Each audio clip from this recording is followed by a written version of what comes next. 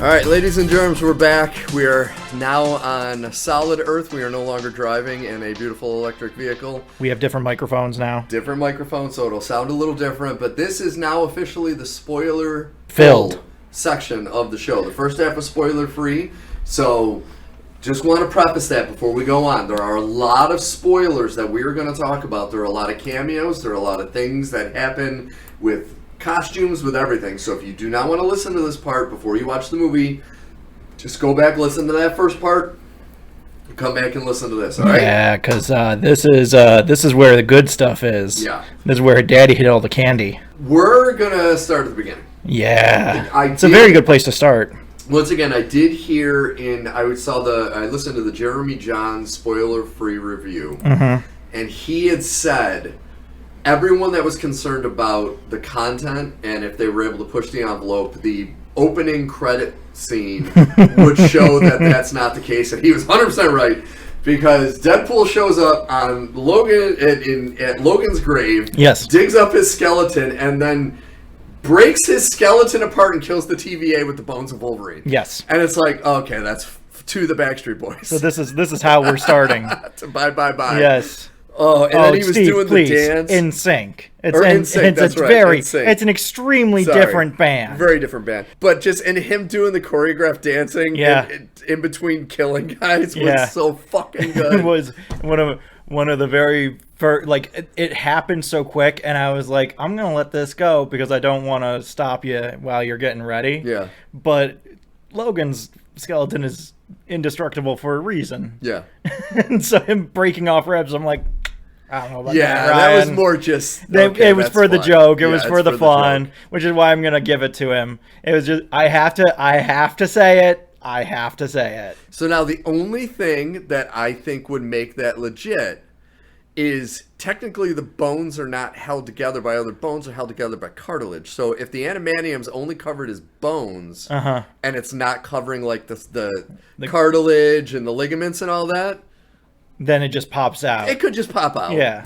But then he puts the claws on it. Yeah, it's so good. That's so good. They continue the Deadpool tradition of, hang on a second, let's rewind and see how we got here. Yeah. And this was the part that I was worried about, is Deadpool's midlife crisis, which begins in a funny way. It does. And so we go to what Marvel really wants us to believe is Earth 616. Yes. It's truly not. I cannot emphasize this enough. Not Earth 616. Yeah. But he used the time slider to try and go and apply for the Avengers. And so you get a nice cameo by Jon Favreau where he's and that was awesome. Yeah, the only thing I wanted Wade to call him Foggy at one point. Like, that's the only thing I want, especially with everything that happens in the rest of the movie. That's true. That was like the one thing that I was like, oh, it's here, but we're not going to pick this apple. Okay. But a pretty decent scene. Yes. I am still of the mind, this doesn't change my opinion.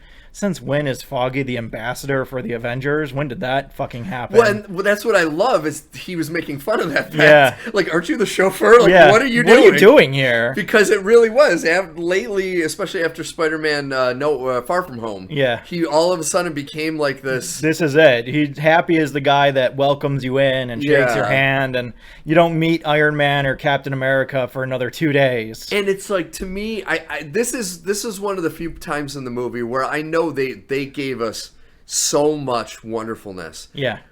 But they couldn't just talk Robert Downey Jr. into like walking in at the end or something and be like, I get the fuck out of here. And like have him swear or like do like you're not supposed to sit in my fucking chair. Yes. I've told you not to sit in my fucking chair. Yes.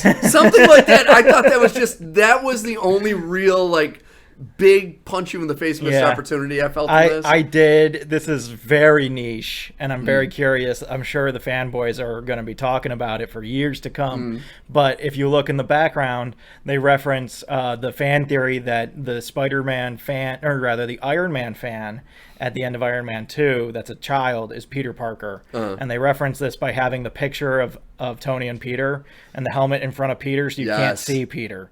And it also, you could argue, is over Doctor Strange removing him from the timeline and all these other. So like, there's a lot. There's a wellspring. They left this nice little oil derrick all set up, ready for drilling. Yeah. So then the movie kicks off, and Deadpool is a used car salesman. Yeah, this was where it lost me. This was where I was like, And I agree with you, but I'm happy it didn't linger. It didn't linger at all. This was like 5 minutes of the movie. It hit it like a first base. Yes. You have to. At some point, you're going to have to hit first base. And so they touched it, and they kept moving, and they tried to keep moving as quickly as possible. Yeah.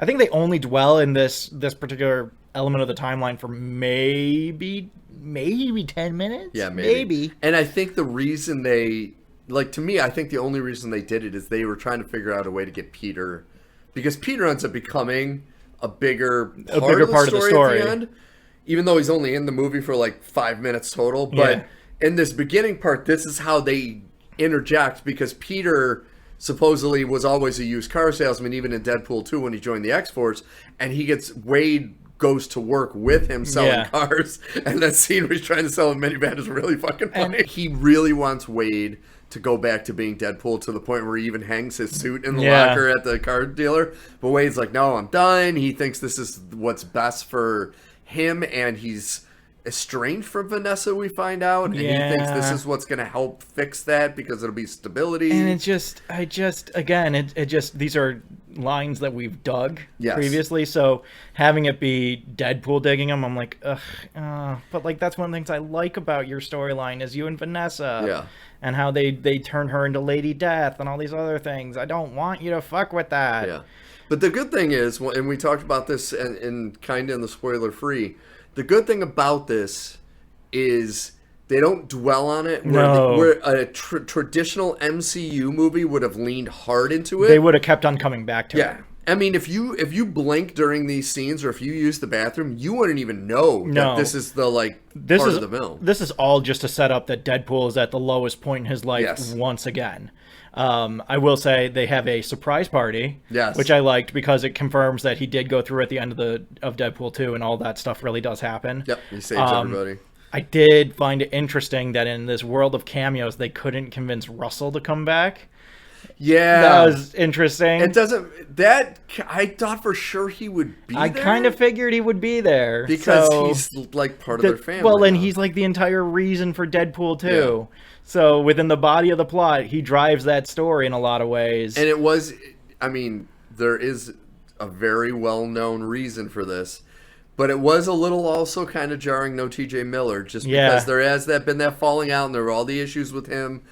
But it's like he was such an integral part of the first two movies that to not have him, I understand why, but that was a little jarring. Yeah, it would have been interesting to have a different Weasel. Yes. And everybody just is going normal, and Deadpool just every once in a while says, I like the old guy more, or something. Yeah. Or you're way better than the new guy. This guy would never call in a bomb threat on a train, something like that. And because I agree, having Weasel there is vaguely important. Kind of, yeah. he was, I mean, he helped Nate and Deadpool, for fuck's sake. And it's just another way to poke fun at everything that's happened. Yeah. And be self-referential on a whole new level. Instead, we get Blind Al and Deadpool naming as many euphemisms for cocaine as possible. Which, unfortunately, was spoiled in the trailer, the very first trailer, too. But it was still funny. It was still good. It's still a good scene. And then he gets abducted by the TVA. Yep. And gets recruited by, what was his name? Paradox.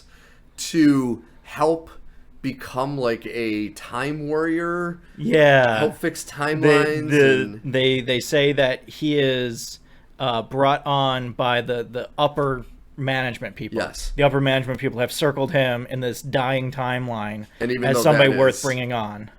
Probably not the truth, because he's going rogue and he's actually not working in conjunction with... But that's literally the only reason we're given why Deadpool is recruited into this. So. And I can't remember her name, but the actress, the character that was like running the TVA, she was their connection to Loki season 1 and 2, because she's like the lead TVA agent in those. I mean, and she's not in it a ton, but I do appreciate that's how they connect that little thing by having her. That's the thing, is like, I despise the TVA for a bunch of reasons. I think the inclusion here works. Yes, very much so. In part because they do stuff like that. They anchor it properly. Yes. So it still has all the molding and furnishings of the TVA that we know from TV. But then they turn it on its head. And they say, well, if these are the rules, then we're going to play by the new rules. And this has... You and I were laughing very loud. Our first big fourth wall break to where when he gets recruited and refers to himself as Marvel Jesus, he steps away, grabs the camera, and says, "Fuck you, Fox! I'm going to Disney World," and like smashes the camera. That was so perfect. It's so good. It was so good. It was amazing. Yeah. It was so amazing. And like the referential elements of this were really on point. Oh, which yeah. you would have to have for a Deadpool movie. I can't imagine having a Deadpool movie where the references are bad. But some of the shots he takes at both of them, at both parties. Oh my God. He crushes the MCU. He has that whole monologue to Paradox where he starts calling himself Marvel Jesus because he's realized that Marvel is out of ideas. Yeah. The upper management is Kevin Feige. And Kevin is out of ideas. Exactly. And has circled this one guy as something that we can take from this dying universe and still use. Which is so true. Yeah. Both guys. Yeah. Really, him and Wolverine from dying universes. Well, then they start talking about that Disney will never let you die until you're 90. Hugh, until you're 90. Until you're 90. And so like I just love it. I love the mission he sets himself on. Q, that they say that he has adamantium swords for anybody who's like, but why would he be able to sword fight with Wolverine? Well, he has adamantium swords. Cool, great. Moving on. Yes. Where did you get him? TVA. Okay, perfect. That's good. Yeah, we're good. We're going to keep going. That's perfect. Yep. Don't need it anymore. And then the whole joke with him saying the guy was looking at his ass, and then when he's falling through the portal, the guy's all excited because his ass is coming at him. Well, like these are the jokes that James Gunn tries to make, and they don't land. No, not at all. Him and Joss Whedon. Yep. That guy was playing Galaga. That one worked. In Avengers Age of Ultron, this will only hurt a second. You lied, or whatever the guy says when Iron Man shoots everybody in the room. He's like, no, that hurt a lot. And it's like, I hate this. But this was funny because the guy is like so clearly denying it, and then when he makes his exit, when Deadpool makes his exit, the guy's face is just he's so excited. It's so fucking good. So then that catches us up to Deadpool being, killing all the TVA, and then him realizing he needs to find a new Logan, and this starts a great montage. This might be my favorite moment in the entire movie because this is the moment where we get almost everything I've been wanting this whole goddamn time. Pretty much every MCU fan, or not MCU, every Marvel fan who loves like core X-Men Wolverine. Every great Wolverine, and starting they put him on screen. Short Wolverine. And he doesn't even talk to him. He just is like, this ain't gonna work. This isn't gonna work. This isn't gonna work. I will say, I like that they purposely made the CGI bad. It was so bad. It was just, it was his face. It was freaking Jackman's face on this tiny body, but the body was perfect. Yeah, like everything about that size was ideal. It was like, dude, if you could just find somebody that fits that. But it was so funny, and just him calling Wolverine a short king. Yeah, it's just, it's so good. Dude, it made me so happy. Funny. And then we go through. We get Age of Apocalypse Wolverine. Yep. We get Brown and Yellow Wolverine with a hint at a Hulk fight. Dude, the Hulk fight was great. And what does he say when he turns to him? He says, he gives him the Loki speech, and the Hulk hits him through a rock. And it's just so good. And it ends with, we see Old Man Logan, which was good. We see a few other Wolverines just kind of in passing. And then it ends with Cavalrine. The thing I didn't know I wanted, but now I love. You were right. As soon as they showed his back in that wife beater, I thought it was Doug Ray Scott. Oh, you did? I thought it was Doug Ray Scott. I thought it was going to be this hilarious. This is what Doug Ray Scott would have been if he had been Wolverine.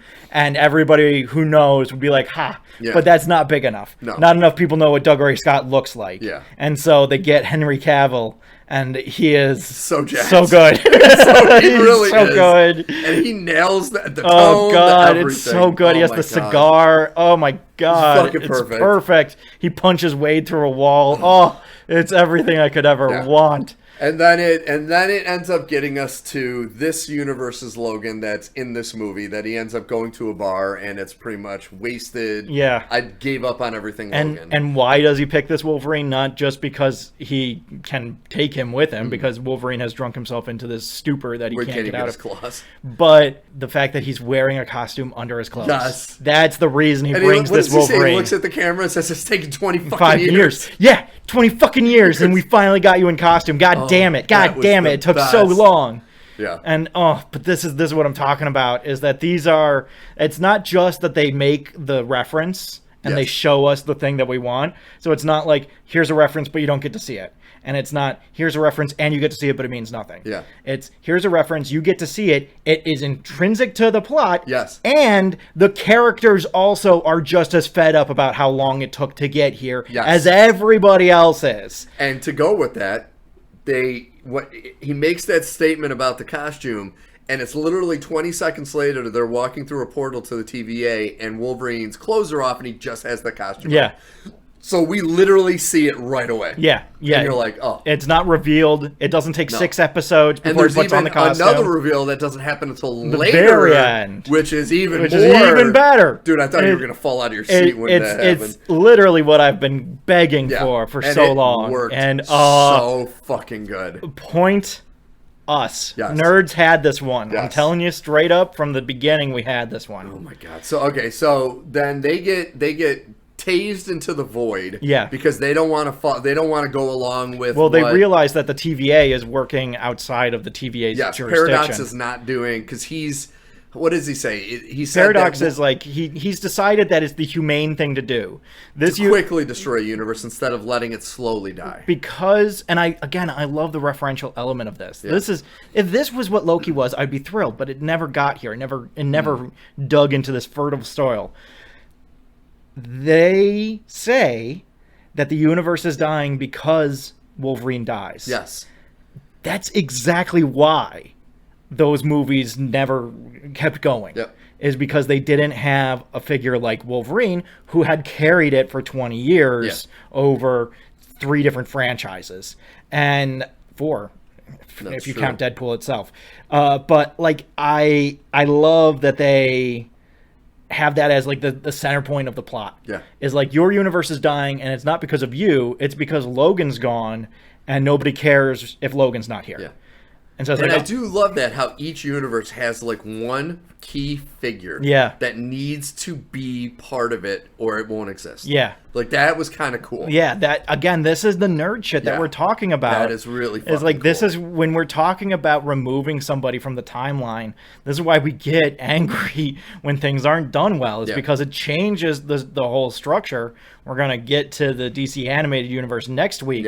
But when you change one thing, it turns out it can change everything. Even if those things don't touch, they can still be changed by each other. And so I just love this concept. It's so good. And I love that Paradox is working outside the bounds, and that's why they get sent to the Void. And again, the Void is, again, this opportunity that Marvel gave itself that it just didn't know what to do with. And it was like, oh, it's a nerd playground. I compare it to like your action figure toy chest, where it's just like, everything's in here. I'm going to grab everything out. I'm going to mix and match all of it. And Marvel never took that opportunity.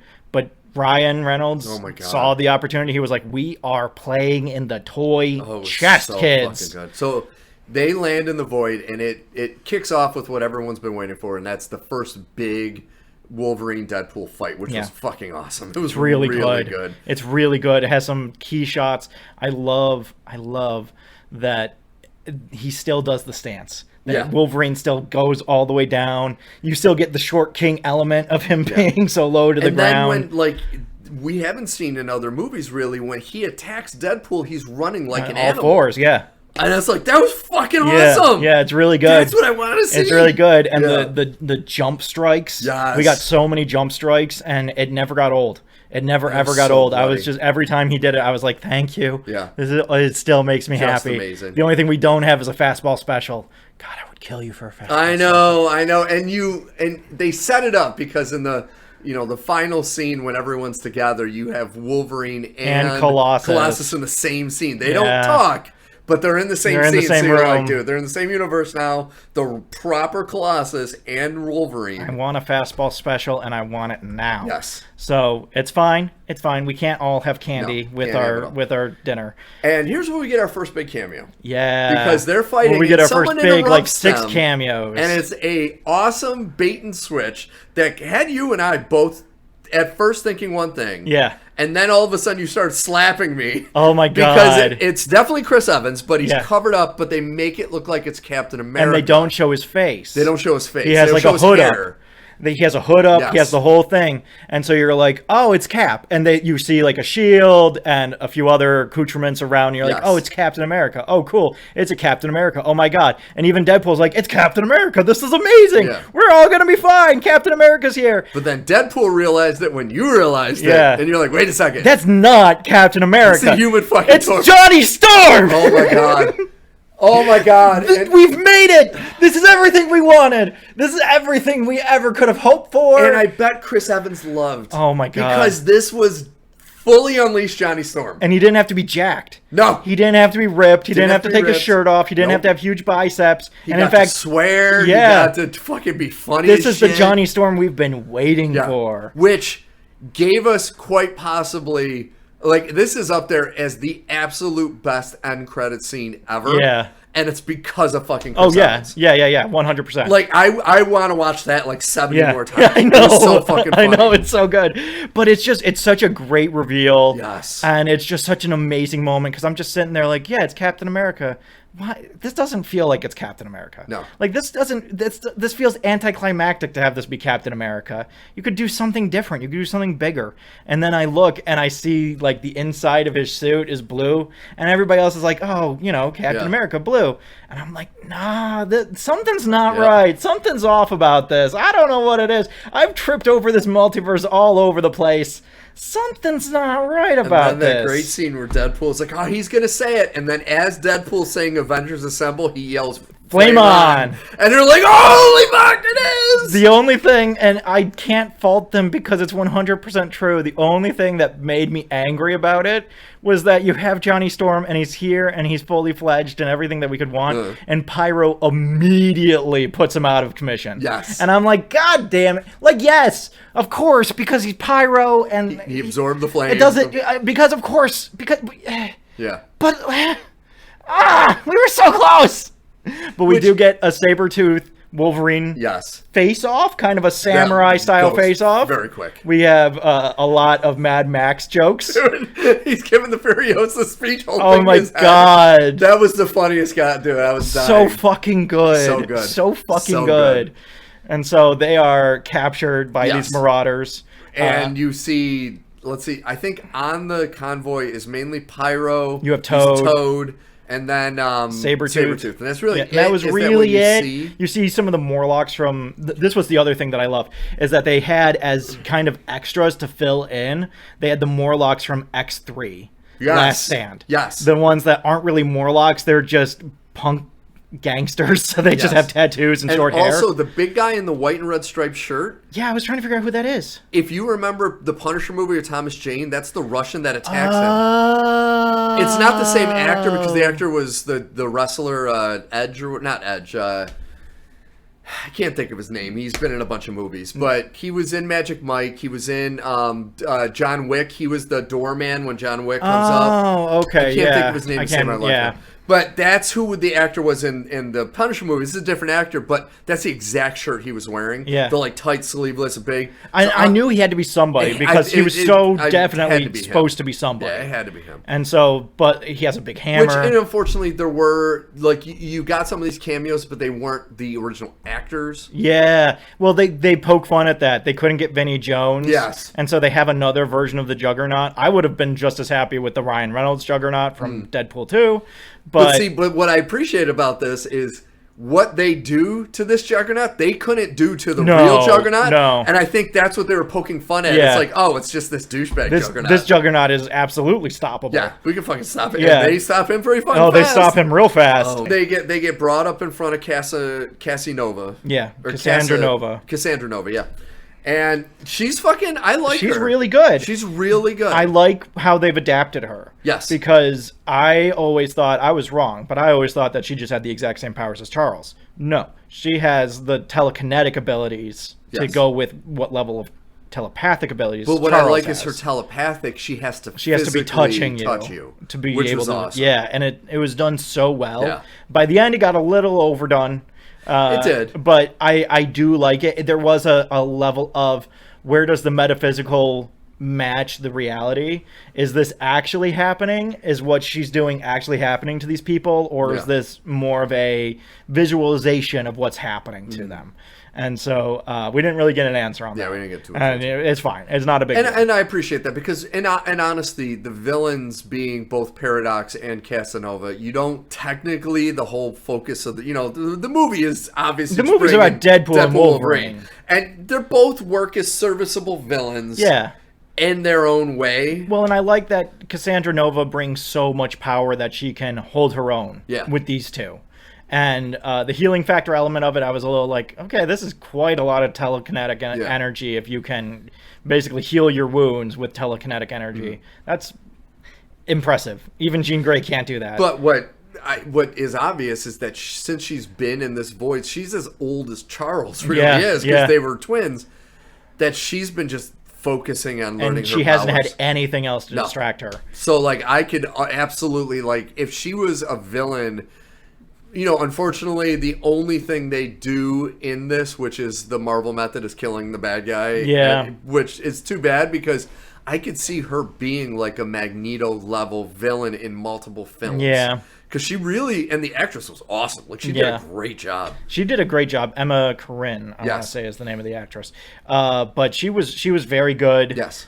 She was very menacing. She had a really strong pull to her. Yep. The presence that she brought. And it wasn't just the people kowtowing to her in the background. It was like her actual presence on screen was like, wow, you don't want to mess with this person. Yeah. This person's not scared of anything that's happening, and she really should be. There should be a level of concern when Deadpool and Wolverine walk in. Yeah. And to be as nonchalant, and Johnny Storm, and to be as nonchalant as she is, you're just like, wow, she is not worried at all about anything that comes through her door.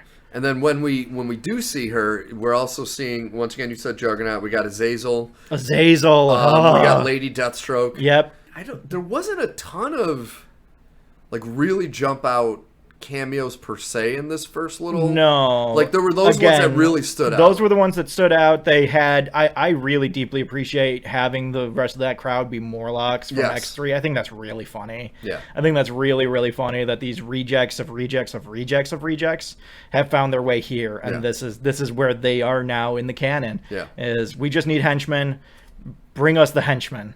And that's all they are. And unlike the usual Marvel method, it's not a faceless army. Yeah. It's an army of faces that you don't care about. And it makes sense that they're following her now because she says that she has not only killed Magneto, but melted his helmet down so that nothing can stop her powers. And so the Morlocks, since they were so attached to Magneto, I could see them being like, fuck it. We're going to follow her, Well, she's queen now. And here's where we get the great Deadpool is putting all these words into Johnny Storm's mouth that we think he's putting them into Johnny Storm's mouth. So she removes Johnny Storm's skin. Yes. And that was fucking awesome. That was intense. That was intense. That was the kind of shit that you see in like a Justice League Dark or something where someone has the capability to do this and people talk about it all the time, but you don't see it in a Marvel thing. Yeah. You don't, the Boys or Invincible, they would do something like this with a telekinetic where they just pull the skin off of someone and they're just left to fall apart because they don't have anything to hold their bones together.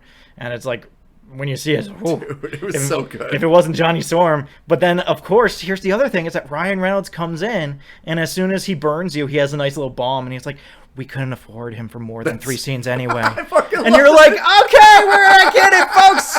You know what? You're right, Ryan. Continue. But that was the perfect. You don't get that anywhere else. No. You just get the Band-Aid pulled off and you're like, oh, I was really attached to that. You don't get the joke where the actual writer, producer comes to you and says, no, I wanted him here too. That's why we put him here. But like, we kept him as long as we could. Yeah. And it makes everything so much better. I purposely have put out of my mind as much as Loki season 1 as I can. I cannot remember what that big cloud creature is. It's just a Marvel cloud creature. Yeah, it's just a hanging death. It's a sword of Damocles. Yeah. Anytime they need something to happen, this monster's going to show up and chase everybody away. Yeah. And so that's what happens. And then they jump on a leg, which I didn't... I think it was a Sentinel leg. Was it a Sentinel leg? I think it was a Sentinel leg. I thought so at first, but I couldn't quite...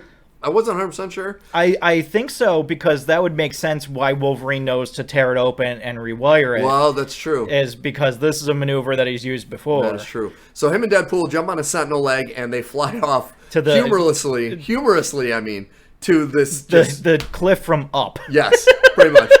And they land, and there's a diner. They go and they get some spam and have a little exposition. And then as they're walking, they come face to face with pretty Deadpool, let's say, which is Ryan Reynolds with the beautiful. Well, first they get a dog pool.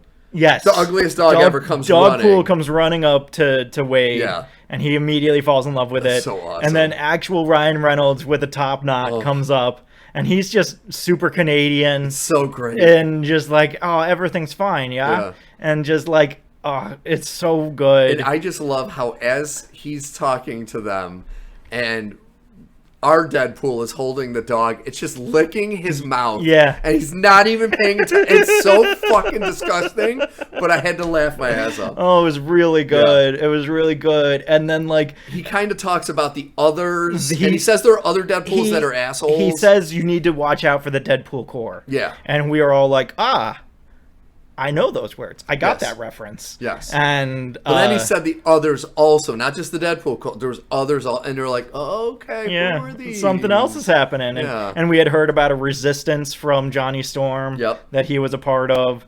I think this is about the time we find out that Wolverine's tragic backstory is that he went off like a stepdad and got drunk, and while he was out drinking, all the X-Men were killed by humans. So I'm thinking it's kind of like X2. That's what I thought too. Yeah. That's what I thought too. My only thing was I looked at it and I was just like, but in X2, all those people, Cyclops and Jean and Storm, they're not there. And that's why I'm thinking it's not X2, but it's kind of in that realm where he wasn't there. He wasn't there, and so something happened and they couldn't deal with the situation. Yeah. But it's just such few situations where you have Storm, Beast, Jean Grey, and Cyclops in the room, and they can't handle it. And it's just like if it was Magneto or Mr. Sinister or fucking Apocalypse, fine, yeah, got it. A group of Humies with Reverend Stryker at the head of it. I could do Marauders. Could we do Marauders? Yeah. So I'm kind of, they are very vague on everything when it comes to that. Yeah, so, they just say that he wasn't there and he came home drunk and they were all dead. Yeah. And then we find out later on what he did in response to that. Yeah. So it was just one of those things where when I heard it, I was like, oh, that's it? Yeah. That's the tragic. Okay. I kind of expected more. I don't know what I was expecting, but more than this. Even if it had just been that a bunch of people died, but like Scott didn't, and Scott had like banned him from the X-Men or something. But like just the idea that a bunch of X-Men died and he takes responsibility for that, I'm like, okay. But like you name some of the heaviest hitting X-Men that you can have. Like you have two Omega level mutants right there, and you have Cyclops, who's at least a 3, probably a 4, and Beast, who is definitely at least a 3. And that's not nothing. No. This isn't Teenage Iceman. What I do like is, okay, so what he says later, we'll skip just to that part. He says later is I think the thing that really affected him wasn't necessarily their death, but the fact that he went on a killing spree and killed not only good people, or bad people, but good people too. Yeah. And like he just went into full Wolverine rage. Oh, that's why he's in the bar at the end. Yeah, that's why he's fucked up. Yeah, that's why he's fucked up. Yeah, because he kills a lot of people. So many people. And apparently makes it so that mutants are even more reviled in the world with his killing spree, which does make me wonder why he's in a bar. Yeah. I do have to wonder, why is he in a bar? I feel like he should be not in a bar. There's a lot of really big prisons in the Marvel canon. Yeah. He should probably be in one of them. But I like, they kind of recycled the dialogue from the first X-Men when he's sitting at the bar after the fight. Oh, they definitely did. Yeah, I like Get out of my bar, And the guy freak. even had like the same kind of flannel shirt on. Yeah. So that was kind of cool. I like that. Yeah, I like the scene. I like the scene. Don't get me wrong. I like the bar scene. Yeah. It's just another element of the explanation that I kind of look at and I'm like, Yeah. It's not a big deal, and there's enough good here that I'm willing to look over it. Yeah. But I would be remiss if I didn't point this out as a teacher and say, so what was the idea here? Yeah. Let's return here and let's develop this a little bit more. So Ryan Reynolds, Pretty Deadpool, gives them his Honda Odyssey minivan. Yep. And they're driving off to find this resistance. Yes. And they end up getting into a fight in the minivan, which is they get into a verbal argument awesome. And then an actual physical that literally argument. goes day and night since they both just healed. Yeah, They're just going. They just keep going and going and going. The part that I think a lot of people miss that killed me is they're both passed out in the minivan after fighting for like a full day, and somebody steals their minivan, and when they show the two of them in the back, Logan is just sleeping, but Deadpool is completely wrapped up in the seatbelts like a mummy. Yeah. That absolutely murdered me because it was such a quick little scene. Yeah. But I'm like, oh my God. It's a great little sight gag. It was so fucking funny. And it's like, so this is how the fight stopped. Yes. Is that Wolverine, they got to a point where they were too tired, and Wolverine was able to subdue him by wrapping him up in a seatbelt. Oh my God. It was so fucking funny. Oh, it's so good. So we get taken, they wake up in this cave, and they're with the Resistance. And who is the first person of the Resistance we meet? Elektra. Jennifer Like, Gardner. All right. Who was great. She was amazing. Jennifer Gardner fan. I'm not an Elektra fan. No? She was really good. She was much better than she was as Elektra in either of the movies where she played Elektra. Well, and it's, once again, a lot of these characters, including, okay, so we might as well say the other ones. Yeah. We get Wesley Snipes' Blade. Which is amazing. Which is incredible. We get Gambit. Finally, we get Channing Tatum playing Gambit. Because when the card shows up, I was like, oh, you dusted off what's his nuts? Yes. John Connor of Mars, and he's going to be back here? Really? He's a big enough cut? No. This is the Gambit that we were promised at Comic-Con years ago. And he's in the full costume from the comics, the whole thing. There was a moment where I was like, oh, his eyes are blue. And then he throws a card and they light up red. I'm like, there we go. That's what we wanted, and baby. He's I love they play off on the who's your dialect coach because the accent kept kind of dropping. Coming in which and I out think they did that on purpose. Oh, it was so It was great. really funny. Because it went either really heavy where they couldn't understand it or it sounded way too light. Yeah. And he's like, I don't know who your dialect coach is. It was really, really funny. I also love that they have so many jokes where they're talking, because you have these three figures that are these heroes from universes that have ended, and they don't really know what to do with themselves. Yes. The TVA found that they were too dangerous to leave. Their universes were ending, so the TVA dumped them in the void.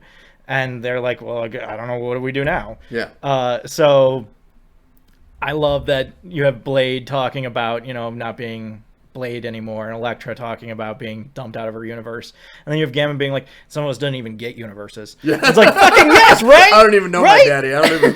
But then the leader is X-23. Yes. So, well, Daphne Keene, which I was Laura, that was Laura Kinney, yeah. Laura Kinney or X-23 Yeah. or Wolverine or Daphne Keene, depending on who you're talking to.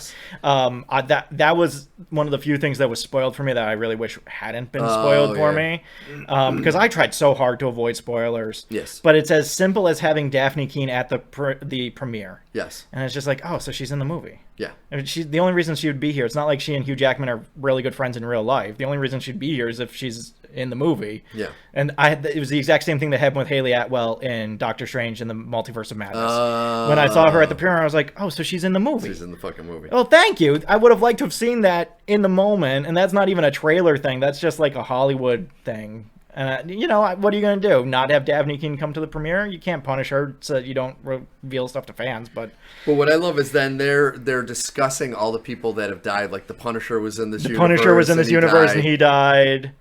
They said Daredevil. But Jennifer Garner's like, yeah, I didn't mind that. Yeah, I didn't. That was Which fine. was such a great shot at fucking that Ben fact that her and Affleck, Ben are divorced now. She's like, I don't give a shit. There were a about few that. others that they quickly name dropped. When Ryan Reynolds dropped that thing about Wolverine being something better since the divorce, because him and his wife got to, like, I was like, Jesus. You really let yourself go since the divorce. Yeah, how did he let him? How did that get in there? Like, Hugh Jackman must really be like, dude, you can say whatever the fuck you want. It was like, damn, well, and son. at one point, they're on top of each other, and Deadpool is like, you're getting handsy. I'm going to tell Blake. And oh, yes, that's right. And it's so good. But no, I really loved. Oh, that was the other one that I was just so excited about. It made my heart swell. Is when they're in the back of the truck and Johnny is explaining the void, and he says, "Yeah, Reed says." Yeah, I'm so excited. Oh my god, we get to hear these names. Oh, and in a way that you haven't heard ever. Yeah, it was just Reed says this. Oh my god, I've read those lines so many times in my life, and it's never mattered on a screen before, and it's finally here. Yep. The Reed Richards is the smartest man alive. This is what he says about the situation. Oh my god, we made it. Oh my god, it made my little nerd heart sing. It was so good. But then even what was it? Wesley Snipes who said, "I'm the only Blade." I'm the only Blade, motherfucker. And then Ryan Reynolds looks at the screen like, he will be the only Blade. He's probably gonna be the only Blade. Dude, the shots taken at the MCU. Oh my god! So like even saying how the multiverse just hasn't worked. Yeah. And all like this multiverse thing is a fiasco. Yeah. Oh my god, it's so awesome. Like this is. Oh, I hope. And the problem is we're gonna go from this movie right to Agnes Knows Best. I or know. whatever the fuck the name of that show is. And you're like, or Agatha, I mean. It's like no. Like they should have made this movie, stopped everything, and say we are literally rebooting it from this. Yeah, we're gonna start again. No, can I real quick? We're gonna go on a quick tangent. You know, I found out about Agatha all along that made me really mad. What? Like really, really mad. I was looking through the cast list. You know, the boy that is in the trailer. The acolyte student, whatever you want to call him. His name is Wiccan, which means that they are stealing from themselves. Because Wiccan is Wanda Maximoff's son and a founding member of the Young Avengers. And I know that technically Billy is gone. Yeah. Billy Kaplan does not exist in this world. Yeah. But also, hasn't that been kind of the plot of Wanda's whole thing, is to find a way to bring Billy and Tommy back? Yeah. So how are you going to have this guy be Wiccan if Billy is already Wiccan? And you already showed us that Billy was Wiccan in WandaVision. But now you're going to have a different Wiccan? What the fuck is wrong with you? That's making me mad. What the fuck is wrong with you? All right, let's stop talking about bad Marvel because that just made me really mad. Right? That made me really mad. I did not know that. That makes me even not want to watch that stupid show. All right, so we get them to all agree to attack Cassandra Nova. Yes. Like they always play off of no one's ever escaped.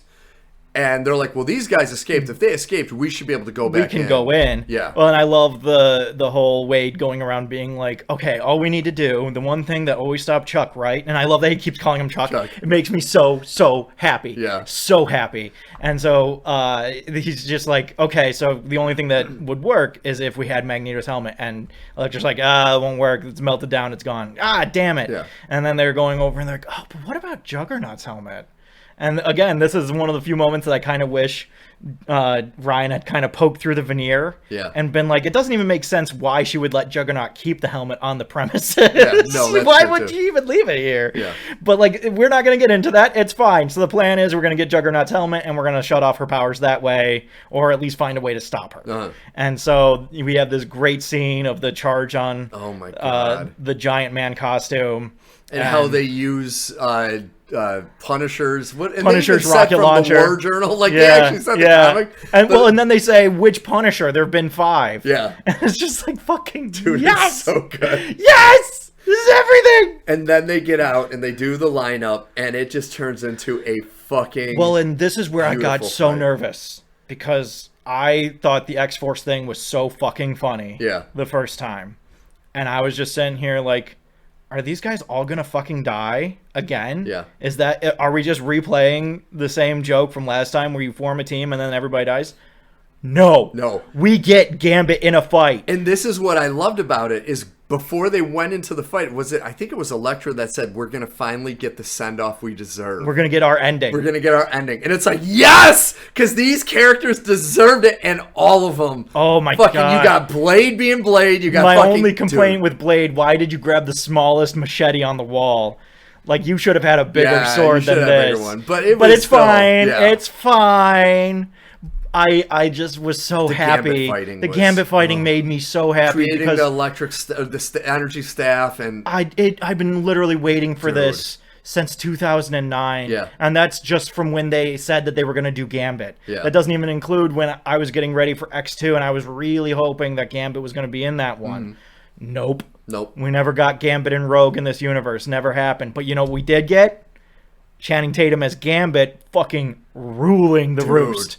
So fucking good. So fucking good. This is what we've been waiting for. Yeah. This is what we've wanted this whole fucking time. So good. How hard was it to get here? But then even Elektra just slashing people and fucking Blade kill. Like that whole fight was so fucking good. Even X-23 just fucking going ballistic. I expected a reference to how Juggernaut keeps losing to little girls. Yes, he loses to Shadow Cat in the one, and then in this one, X-23 cuts off his fucking head. Yeah.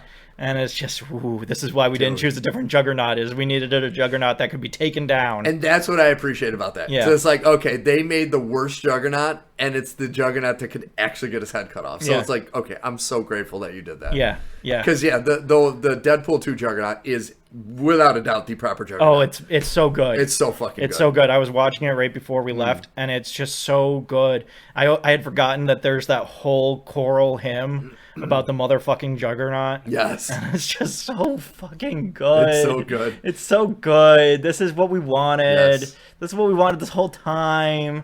I don't know why it took 230 years to get here, but we got here. Yeah. And I don't forgive you for wasting my time, but I am glad that we got here. Yeah. And then you get the Deadpool and Wolverine going against Cassandra and her getting into Wolverine's head.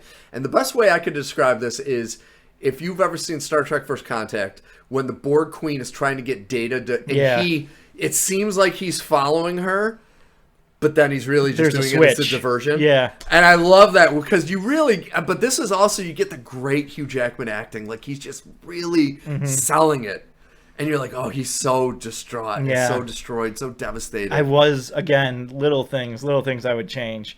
The monuments that they're walking past, it almost became confusing because I didn't know what they were supposed to be. Yeah. And then you're like, oh, they're monuments to all the fallen X-Men.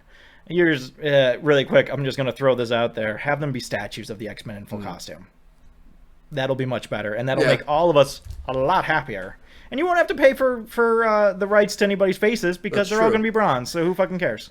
I am curious to see what the budget was on this movie, because I saw an interview with Ryan Reynolds where he was saying that sometimes the bigger budget... Well, that was in the Hot Ones that I think we talked about. Yeah, where he says the bigger budget sometimes doesn't make a better movie. Oh, no, he says specifically that having a smaller budget is a better way to make a movie. So I'm curious to see what the budget was on this movie, because there are those things that you say, it seems like they cut... This could have been more. This could have been more. But it did, I think, add to the movie. And make it, so I'm curious. Yeah. But I will say they had a good deal of practical effects in this movie. And it made me very, very happy to see. Because when the CGI did show up, sometimes it was funny, like Short Wolverine. That was funny. And other times it's Dogpool's eyes when pretty Ryan Reynolds is dying. And you're just like, woof. Yeah. Woof. Oofa doofa. This is not good. And so, but... That's why we have so much practical in the movie, and it really works. They stop Cassandra by doing what every comic book hero knows. What you think is going to happen is Deadpool's going to put on the helmet. No. What you do is you put the helmet on Cassandra. Yes. That's the move. And it literally cuts off everything. And it cuts off everything. She can't do anything if she's just in this box. Yeah. And so, and then you have side story 3 comes out of a portal, and it's Pyro showing up. And I do appreciate that they had the original Pyro. Yeah, that's cool fun. They got him. It would have been fun if they had made him Australian, but it's fine. Yeah, it's fine. And they before that, he's kind of tracking them, and you find out that he's actually working for Paradox. And Paradox sends him, like, the whole point was to kill Cassandra Nova, even though they had a deal with her. Yeah, they were going to just leave her there. Yeah, and they were like, you can have our garbage. We don't really care about anything that goes down there. And she loved it. This world. She was, like, mad that they're invading her space. Yeah, so the way that she puts it is that you peed on my side of the fence. Yeah. And I can't abide that. Yeah. I'm not going to have you pee on my side of the fence. That's not okay. And that's what I appreciated, because it ends up being that her thing is to destroy every other universe but the Void, because she really loves it. Well, and it would turn everything into the Void. Yeah. Everything would just fall into the Void, and she would be the mistress of everything in the Void. God. Yeah. Yeah. And it's really good. Yes. The ending is really fun. It has a lot of cliche in it, but not in a bad way. No. So Pyro ends up making them decide to take the helmet off so she can get them, and she pulls out, she goes, a wizard had appeared here, and it was Doctor Strange's fucking ring. Yeah. And even Reynolds is like, oh my god, is that Doctor Strange? Oh, and she gets Strange. What did he call the Marvel Circle or something? Oh, it's a Marvel Sparkly Circle. Marvel Sparkly Circle, that's right. Yeah, and so this is how they're going to get back out of the Void. And it brings them back to, let's call him Deadpool Prime's world. Yeah. Because it's right outside the TVA entrance, to where they have the They have this time bomb. Something Smasher? Was it like it's something Smasher? Yeah, it's like a Chronal Smasher or something like that. But it's like literally their apartment is right up the stairs because Blind Al's sticking her head out. Yeah. But this is where we get the face-off between Deadpool Wolverine and the Deadpool... The Deadpool Corps. The Deadpool Corps. Yeah. And it's just, we don't get to see if Blake Lively is Lady Deadpool, but I'm fairly certain of that she is. I just looked up, and it was... Okay, so it had a budget of $200 million. Okay. Which, honestly, for Marvel, that's low compared to what they're usually in the $300 million. But Blake Lively is Lady Deadpool. You have Matthew McConaughey voices Cowboy Deadpool. That's who that was. And then you have Deadhead, which is just a floating skull that's still alive, and it's Nathan Fillion voicing that one. Headpool. Thank you. Yeah, I'm looking at it right now. I love... They have, instead of Captain Britannia, they have Welshpool.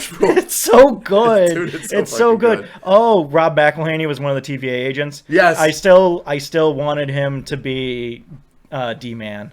I still think that would have been the funniest fucking thing, is if he was D-Man, and you have all the pieces here, all the ingredients are here, man. I think a lot of that, the only reason is because they did lean on things that were already introduced in all different movies already. I'm just saying. I know. I love D-Man. You have a dead Daredevil, and you have Wolverine. You can do D-Man. You can do D-Man. But I'm also just looking at the list. Nice Pool is listed under Gordon Reynolds. Yeah. Which is awesome. Gordon Reynolds. But this gives us the great reveal of the movie, and that's when they're getting ready to fight, and Wolverine pulls his mask up. Well, they come out from behind the station that they're behind. To like a prayer, which, once again, Ryan Reynolds said Madonna never gives her music to movies, and he had to go and like on bended knee. Yeah. Because she was I do appreciate this too, at the premiere, she was there. Avril Lavigne was there because she had that big song during the where they're driving the minivan, and then NSYNC was there because of the beginning of the movie. Yeah, they had a lot of 90s, 2000s. Dude. The fact that Goo Goo Dolls played the role that it had in this movie, I was like, hey, I always thought this was a great superhero song, but now other people do too. Yeah, exactly. No, it was great. He pulls out the cowl and he puts it on. It was so good. And it's everything we've wanted. It's everything I've wanted for so long. It was so perfect. It felt like it was missing when he wasn't wearing it. Yes. Because he has an entire full body yellow suit. And the thing that solidified that for me is when they do the slow motion jump out of the back of the bus at the end of the fight. Yes. And he has the full posture and everything with the cowl. The whole thing. That was amazing. That was so good. That was fucking amazing. Again, I've been waiting 20 fucking years. Oh my God. 22 fucking years. 24 years. Yeah. X-Men 1 came out in 2000. Dude. And it's just, we've been waiting so long to get here. And we finally good. got here. And he doesn't take off the cowl until the very end of the movie. Yes. He wears it the whole time. Even when his shirt is destroyed, he's still wearing the cowl. And it's like, fuck yes, this is what we want. This is everything we've wanted this whole fucking time. So they end up destroying all the Deadpools, and then Cassandra Nova comes out, and she goes down, and she's trying to destroy they don't destroy the Deadpools. No, we don't destroy them. They give him a distraction. The only one that doesn't have healing power, though, is fucking... nice Deadpool. When he's like, oh, when's your healing power kick in? Healing power? Fucking amazing. It's so good. Dude, it was so fucking good. And just I just love that Wolverine is getting on his case, first with Johnny and now with this. He's like, he died from murder. Yeah, you were murdered. You fucking you murdered killed him. It's just so terrible that he's gone. I know that he would have wanted me to have his gold-plated Desert Eagle, whatever. Awesome. And it is just so good. It's so funny. That was the scene, though, where Dogpool's eyes, they really wanted to sell that Dogpool was looking back and forth between the two of them. So they have little, like, skydiver goggles on Dogpool, and they just put in CGI eyes that look back and forth, and it just was like, what is this? Honestly, I was loving that scene so much that I didn't even care. Yeah. Like, it was literally the only thing about the scene that I was like, what's happening here? Yeah, it was so good. But I really love everything about the Deadpool Corps. Yeah. That, again... But then they all come back to life. Yeah. And what saves him? but Peter Pool Yes. is how he liked to refer to himself, which Peter shows up in the Deadpool outfit with his belly hanging out. Which also just makes me laugh because one of the things that they say, I think it's Lady Deadpool says, yeah, every Deadpool has a Peter. And I just think back to all the Deadpool Spider-Man comics. Yeah. Every single one of them. And I'm like, oh, the 616, the real 616 Deadpool, his Peter is Peter Parker. And it just makes it even funnier. And that scene in the van, which made no sense because there's no discussion of Spider-Man at all, where Deadpool's just going like he's doing Spider-Man, and then Wolverine's like, stop that, and it's like, that's fucking awesome. So good. It's so good. Because he knows Spider-Man's around. Yeah. He just doesn't fucking... I mean, you could argue this Deadpool has two Peters because Colossus is also Peter. That's true. That is true. Anyway, no, I love that, and they go on. And Deadpool's just like, have fun with my Peter. Yeah. And it's like, it's so great. I think I love this movie. I fucking love it. They're all just putting him up on their shoulders. Yeah, they're all just having a great time because all their Peters died. Yeah. And that's one of the reasons that they are part of this eternal core of hatred. Yes. That they don't have a Peter in their life to keep them on the straight and narrow. And it's just so good. It's so great. It's just so good. Well, then we get to the point where they have to save, and the way they have to stop Cassandra is they say one of them has to go in and connect the two power sources, and that would overload everything. There's a MacGuffin, and the MacGuffin has an off switch, but the off switch is going to kill you if you pull it. Yeah, but they speak as if it would kill one person, so they go in together. Well, not on purpose. Deadpool goes in first, and then Wolverine comes in. This was another moment where I was just like, but I feel like we're missing the really important thing in the interest of drama, which I get, and that's fine. Wolverine has this whole soliloquy where he's like, let me do this. I don't have anything to live for. Let me do this. You have a family. Go back to them. And then Deadpool basically does a quick bait and switch and jumps in the room instead and does a bunch of Spock. That was fucking... maybe I'm Spock. Yeah. And and then Wolverine is watching him sacrifice himself, and he's trying to get into the room, and he's like punching the wall, and he's body slamming it to try and break the door down. I'm like, you have claws! Yeah. That can cut through anything! James, baby, my friend, what are we doing? I think that just they needed that drama. Oh, that's what I'm saying. That's exactly what I'm saying. Is that they wanted it to be dramatic, and so they added this element of Wolverine trying to bust his way in. Yeah. And I'm just sitting here like, but there's one thing that Wolverine always does when he finds a wall that he needs to go through. Cuts through it. Yeah. So, anyways, they team up together and stop Cassandra, and while it's happening, Wolverine's shirt gets ripped off. And so you first get Deadpool thirsting over Wolverine's abs, but then when Cassandra gets blown up, and everyone in the TVA believes that the two of them are dead, and Paradox is trying to explain himself to his superior, who's calling him out, and he's trying to lie like he was the one that's actually been helping things. But then Deadpool and Wolverine come up, and Wolverine, like you said, has the cowl but no shirt, and everyone starts thirsting over him. Yeah. And that what fucking killed me. Put a shirt on, and everybody's like, oh. So fucking so funny. Good. It's so good. And it's just such a satisfying ending. Because on top of everything else, you have like the ending that you expect, where everybody gets together. Wolverine says... You have the Avengers shout-out. You have several Avengers shout-outs. Yes, with the shawarma. And then Dogpool comes back. Yes. And Wolverine's going to go off and find some purpose. And Deadpool's like, come upstairs and we'll hang out for a little bit. And you have a party, and Vanessa's there, and they make a deal with the TVA so that they can rescue like X-23 and Elektra and Gambit and that whole crew. And so that's awesome knowing they're back. They're somewhere. Yeah, they're somewhere out there. We could see them again, conceivably. But I love that the movie really ends with Ryan Reynolds giving a high school style farewell to this entire universe. And God help me, some of those movies were absolutely terrible, but I was like right below getting choked up. I wasn't going to cry, but it was just like it brought such a warm, sentimental feeling to my heart and soul. Yeah, and they played that Green Day song, Time of Our Lives, so that's like, Jesus Christ. But no, it was great. The whole Fox universe got the send off. Yeah. And it was pretty awesome. This is the end. That we was all unexpected. agree this is the end. I did not expect that. That was unexpected. I did not expect that at all. And so when they start showing outtakes and behind the scenes stuff from X-Men, the original X-Men, I was like, oh, this is interesting. This is a fun gag.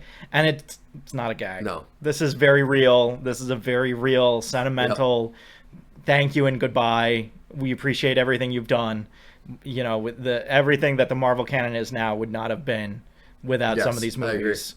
And whether that's the fact that the X-Men got the door open. Well, Blade got the door open. True. X-Men busted the door down, and then Spider-Man kept it open. Yep. And then X2, big success. X3, not as much of a success. And then Marvel starts learning from some of Fox's mistakes. And then Fox continues to make mistakes on Marvel's behalf. Yes. A la Fan Four Stick.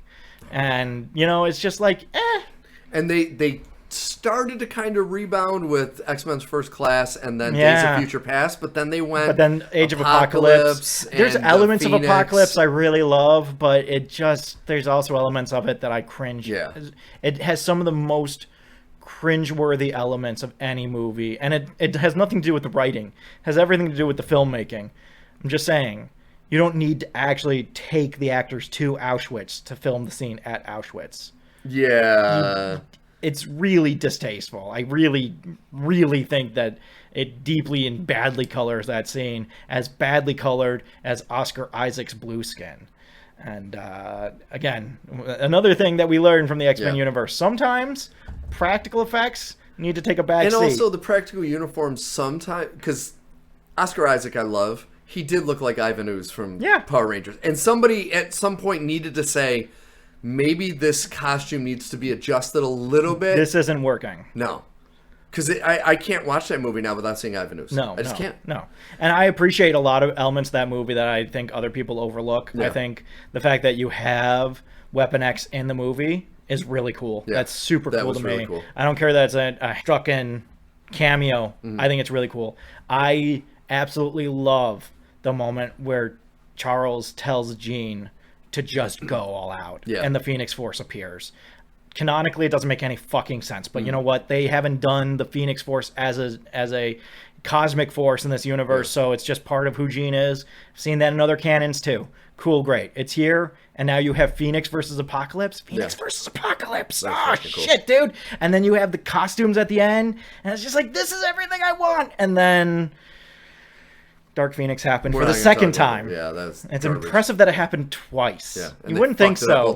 Well, they had the same writer wrote it, so it's like, dude, the same guy fucked it up both times. Don't let him write it again. He wrote it badly the first time, and the second time they thought, the solution to this is to let him write it and direct it. Yeah, that's the solution to this. That's even worse. Yeah, no, it didn't work. Turns out, funny story, it didn't work. So then we get the post-credit scene where Deadpool walks into TVA and says, "Listen, I am tired of being slandered." Because part of the thing with the Chris Evans, with Johnny Storm getting killed, is he kept saying, "You're putting words in my mouth," and so Ryan. I didn't say that. I don't even know what that means. So Deadpool replays it, and to see Chris Evans go off and say all those horrible things, say some of these really vile things. Best. It's so funny. Oh my god, it's so funny. I was fucking dead. Yeah, that was the best. No, if more Marvel movies were like this, where there is the first, second, and third element of this movie is a deep and passionate love for the source material. Yeah.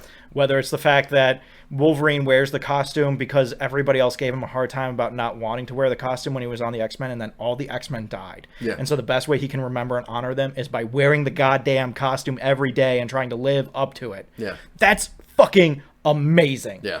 I just wanted the costume and you turned it into an entire story beat. Yeah. That's the coolest fucking shit. And then you put the cowl on top. Holy fucking God, this is the best fucking thing. This is everything I've wanted. You even gave me short Wolverine. Like, I can have gripes about, no Alpha Flight. And I can have gripes about how Vanessa and Wade have broken up. And I can have gripes about some of the canon that you choose to ignore. But God, the things that they do are so special and so unique to this experience. And it's just, it's what I wanted as a comic book fan. Yeah. It's what I needed to have faith in the system again. And that's the good thing about the end is you get that kind of foreshadowing that Vanessa and Deadpool are getting back together. and then you also get Wolverine with his daughter, and you're like, dude, this is great. Yeah. This is everything. So great. And it's not like I still like the Doctor Who David Tennant special, but it does kind of leave this hanging chad of like, but you have the Doctor and you know, you've undone some great sadnesses, which is admirable, but also that kind of gave everything weight. Yeah, this great sadness. And I don't think that was the case here. Nope. It felt like everything, the fact that they still honor everything that happens in Logan and allow for this is just like, okay, this is good. This feels right. Yeah. No, but this was, oh my God. I've been trying to rack my brain on like where this sits in the pantheon. I think I got to definitely see it again, but in my pantheon of superhero movies, like MCU wise, as of my initial, and I've been thinking more as we've been talking, this is probably my favorite MCU movie. And it's up there as favorite comic book movies just because of what they did with the characters and how they laid into things. Like you're saying, fucking Gambit was like, it's so good. Seeing him fight. When he unfurls the cards. Yes. We have been waiting so fucking long to see this. Yes. Some of us didn't just start watching X-Men when it showed up on Disney Plus in the fall last year. Yes. Or whenever it dropped. I don't fucking care. I can't be bothered.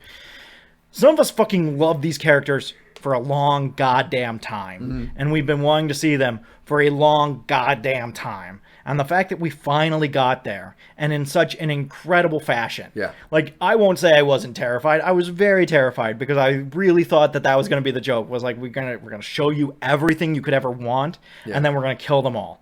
And you're just, oh, no, but I don't want that. I want to see them. We get to see them. Yeah. And as awkward as it is seeing Blade fight with this machete instead of like a big katana or something. But then like he had the double-sided blade that he still had the glaive. Yeah, he had that. And it's like he still had his guns. He still had everything else, and he still had the attitude. And I will never get over, I'm the only Blade, motherfucker. Yeah. And it's just like, yeah, I think he might be. And he said, no, what he says, I'm the only Blade and the only one that'll ever be. Yeah. And that's when Reynolds looked at the camera. It's like, fucking yeah, the way it's going. It's very likely. It's extremely likely at this point. Does anybody remember that Blade is technically in the Eternals? Nobody remembers that. No. That's just... No. You just hear his voice. No. I don't remember that shit. Once again, I'm hoping this isn't, but I believe it is, kind of like a Werewolf by Night, where this is just one of those beautiful shining diamonds amongst shit. And I don't have faith that Marvel's going to continue off of this. This is the thing, is that watching this doesn't make me look at Captain America Brave New World and think, it's going to be great. Yeah. All my fears are fine. Everything's going to be great. I don't look at Agatha All Along and say, ooh, now I can't wait. Now I'm really excited for Agatha All Along. No. Yeah. Because that's not what we're talking about here. Those are Kevin's projects. Yes. Kevin has his own way of doing things. Yes. Ryan has his way of doing things, and that's what we really like. That's what we're gravitating towards. That's what we were talking about at the beginning of the show with the idea of, like, what do you take away from this? You don't take away that it has to have this, this, and this. Yeah. Those are smart things to learn, but what you need to take away from this is that artistic license and vision are what are most important. And what you and I discussed about Phase 1 back in the day, how those movies seem to be... We're getting really quality writers and directors and giving them the freedom to make their movies. Yeah. And that went away Phase 2 on, where you can start to see the Marvel method and the control taking over. Yeah. And now it's unrecognizable garbage, where this was, like, I don't necessarily see where Feige had his hand in any of this. Like, I don't see the Marvel method at all in this. I know he definitely would have his input, but this one doesn't seem like an MCU movie. This felt like a legit Fox Deadpool movie that just happened to have the MCU in it. Well, and it makes me actually kind of grateful that Marvel has had so many failures before this, because I think that is part of it. I think if I'm putting myself in that situation and I've had a bunch of failures recently and I'm the guy running this show and Ryan Reynolds comes in with this fully baked idea that's ready to go, your job has to just be at that point, this is good. We can't do this. Yeah. Disney won't give us the license to do this, but you can do everything else. We can't have cocaine on screen, but you can have jokes about cocaine, but we can't have any cocaine on screen. Like, that's the line. And that's what his role should be, instead of saying we have to do this and we have to get this in there, we have to do this and we have to make sure that this is happening, we got to make sure this is happening. And just like he has this terrible vision that like he clearly has an idea of what he wants, but I don't know who it makes happy. You know, I look at things like She-Hulk, and I look at things like Miss Marvel, and I look at things like even the Marvels, which is one of the better ones for me anyway. There's still some elements of those I'm just like, what was the idea with this? Yeah. Where did we get here? Yeah. How did we get here? When did this happen?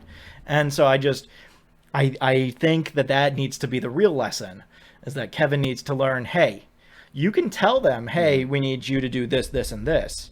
But you don't get to then sit down at every meeting and say, this is how we're going to do this, and this is how we're going to do this. I do wish, I think this also was in Hot Ones, where he said what were they going to call it? Alpha Cop? Oh my God, that was the funniest shit. So originally, for those of you who don't know, Ryan Reynolds, his original pitch was they were going to call the movie Alpha Cop. And the trailers were going to show this like crappy police drama. And 5 minutes in, the Marvel credits would roll, and Deadpool would be like, I'm just fucking with you. And it ended up being Deadpool. I'm like, dude, that would have been amazing. If it had been like R.I.P.D. 2. Yeah. And it's just like, we couldn't get Jeff Bridges back, but we have Hugh Jackman. And it's that whole Al Pacino and Robert De Niro in a scene together where you're like, they can never be in a good scene together. And it just, I think that would have been the funniest fucking thing. The funniest and how fucking funny thing. Goes, yeah, that opening night, the two people at the movie would be like, holy shit! Yeah. And he's like, then it would blow up from there.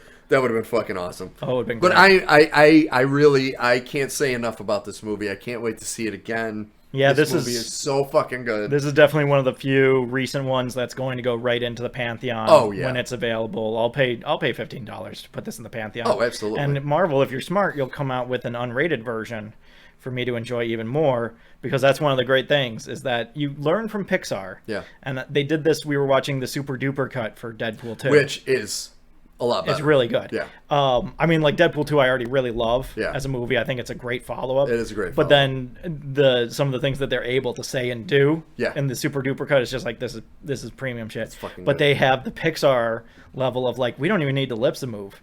That's true. Deadpool's just standing there like a Power Ranger moving his head, and you can have anything coming out of his mouth. That's true. And so like I come out with an unrated version, Disney. You know you want to. You know you want to get in the dirt a little bit. Come on. And that's the thing, I guess I got to give this movie credit. It was a longer movie. Yeah. And I didn't feel like it. No, it didn't feel terribly long. I think this was just over 2 hours. Yeah, just over 2 hours. And it wasn't too much. No, it never felt like it was slow or too much, or it never feels like too much of a good thing. You know, Rebel Moon, it was so indulgent on every level, and now there's going to be a director's cut, which I might watch it just to see if it makes it better, but I might also just fast forward through it and see what's different. No. You know, like, because it's still, like, even after 2 episodes, it still felt like there were elements of it that were left undone. Like, just like, you can see that they were starting something and they didn't finish it. Yeah. And you're just like, okay, I feel like this was going somewhere, but it doesn't go anywhere. No, it doesn't go anywhere. And so I don't know if the 4.5 hour, 5 hour cut is going to fix that problem, but that's an incredibly indulgent movie. Yes. And it doesn't work for that indulgence. You have to be willing and ready to put up with that. I agree. This is not a movie that has that problem. It is incredibly indulgent. It is outrageously indulgent, but it never becomes frustrating. Yeah. It never becomes a pain in the ass. You're never sitting here like, okay, let's fucking go. What are we doing next? It's just fun. It's just fun. It's just a fun movie. All right, folks. Well, that was NerdPod Generations, episode 148. Really hope you enjoyed it. Be sure to go back, listen to our back catalog, which you can find us on Spotify and Apple Podcasts, and also go to nerdpodgen.com, where you can get a little more info on us and some links to other things, including our YouTube channel. If you are in the realm of YouTube or podcasts, make sure to subscribe to both channels and hit the notification bell, leave likes, leave dislikes, let us know what you think. Let us know if there's anything else you want us to talk about. We hope to be doing more of these. But anyways, Al, who does our artwork and our music? Our art is by Kortney Howell. Our music is by Brendan Williams and James Connolly. Before we leave, the movie, we did see it at Apple Cinemas, and it was a great experience. For those of you in Rochester, New York, Pittsford Plaza, there's a Apple Cinemas in there now where you can order food, and it's a much more kind of relaxing and calm. And the movie started like 15 minutes after it was supposed to. or 10 minutes even, where typically you wait a half hour. Half an in some hour theaters. at least, and Nicole Kidman comes out and thanks you instead Al of letting hates you her. just watch the fucking movie. Yeah. I came here to watch the movie, not to be thanked. Stop thanking me and let me watch the goddamn movie. I know, we paid you, damn it. So if you're in Rochester, Apple Cinemas, and yeah, I'm Steve Taylor. I'm Alfred Judson. Have a great day. Until next time, friends and enemies, dine in theaters are better. And next week we'll be talking a little monitor, anti-monitor. Throw a little John Constantine in there Yes, for fun. Can't wait for that. Have a good one, friends and enemies. Good.